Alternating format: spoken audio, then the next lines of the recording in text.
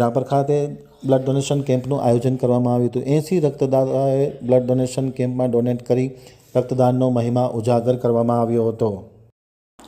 Rapar આમતક news બ્યુરોનો એક વિસ્તૃત અહેવાલ। જલારામ ગ્રુપ દ્વારા બ્લડ ડોનેશન કેમ્પનું આયોજન કરવામાં આવ્યું હતું।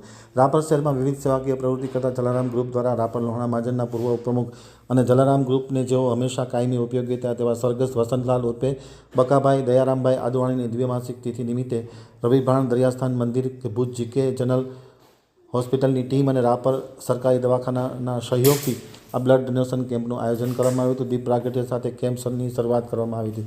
કાર્યક્રમની શરૂઆતમાં દયારામભાઈ આદવાણીના પરિવારના રસિકભાઈ આદવાણી, જલારામ ગ્રુપના શૈલેષભાઈ ભીંડે, દિનેશભાઈ ચંદે, ભરતભાઈ રાજદે, ચાંદભાઈ ભીંડેએ દીપ પ્રાગટ્ય કરી રક્તદાન કેમ્પને ખુલ્લો મૂક્યો હતો। રક્તદાન કેમ્પમાં કુલ 80 રક્તદાતાઓએ રક્તદાન કર્યું હતું।